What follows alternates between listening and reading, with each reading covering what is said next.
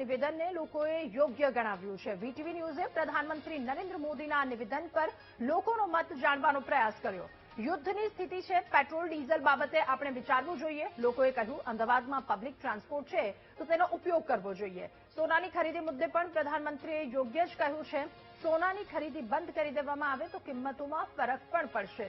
પ્રધાનમંત્રી મોદીએ દેશવાસીઓને અપીલ કરી હતી કે પેટ્રોલ ડીઝલનો સંયમથી ઉપયોગ કરો।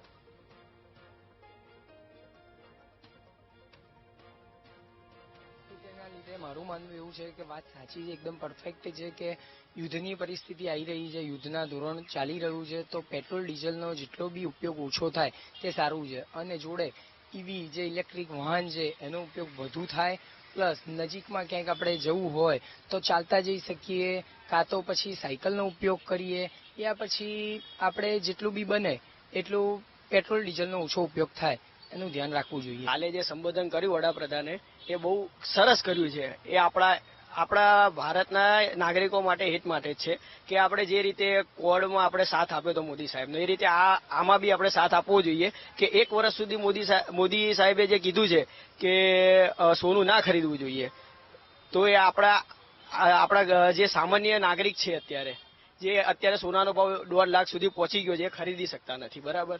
તો એને લેવલમાં લાવવા માટે આ મોદી સાહેબે આ નવું કર્યું છે। આ તો એઝ અ યુથ હું એવું માનું છું કે આપણને બધાને ખ્યાલ છે કે વેકેશનનો ટાઈમ છે, આપણે બધા જ ક્યાંક ને ક્યાંક બહાર ફરવા જતા હોઈએ છીએ, વિદેશમાં ફરવા જતા હોઈએ છીએ, અલગ અલગ કન્ટ્રી એક્સપ્લોર કરવી હોય છે।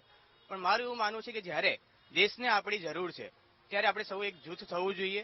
ક્યાંક ને ક્યાંક ફોરેન કરન્સી છે એની પર રોક લગાવવા માટે આપણે સૌએ ભારતના સારા એક્સપ્લોર કરવાના પ્લેસીસ છે, જેમ કે આપણે નોર્થમાં જોઈ લઈએ, નોર્થ ઇસ્ટ જોઈ લઈએ, સાઉથ જોઈ લઈએ, જ્યાં વિદેશમાંથી અહીંયા લોકો ફરવા આવે છે। ત્યાં આગળ હું માનું છું કે આ 1-2 વર્ષના સમય દરમિયાન આપણે સૌ એક સંકલ્પ કરવો જોઈએ કે આપણે આપણા દેશમાં જ પ્રવાસ કરીએ। વડાપ્રધાન સાહેબે પેટ્રોલ ડીઝલનો ઓછો ઉપયોગ કરવાનો કીધો છે, કેમ કે ખાનગી કંપનીઓમાં અત્યારે વર્ક ફ્રોમ હોમ આપે તો સારું કહેવાય। એટલે પેટ્રોલ ડીઝલનો ઓછો ઉપયોગ થાય અને અછત બહુ પડી રહી છે। અત્યારે બહારના દેશોમાં અત્યારે યુદ્ધ ચાલી રહ્યું છે ઈરાન અને એના વચ્ચે, તો અત્યારે આપણે અહીંયા બી અછત પડી શકે છે। એના કારણે આપણે અહીંયા પેટ્રોલ ડીઝલનો ઉપયોગ ઓછો થઈ શકે છે।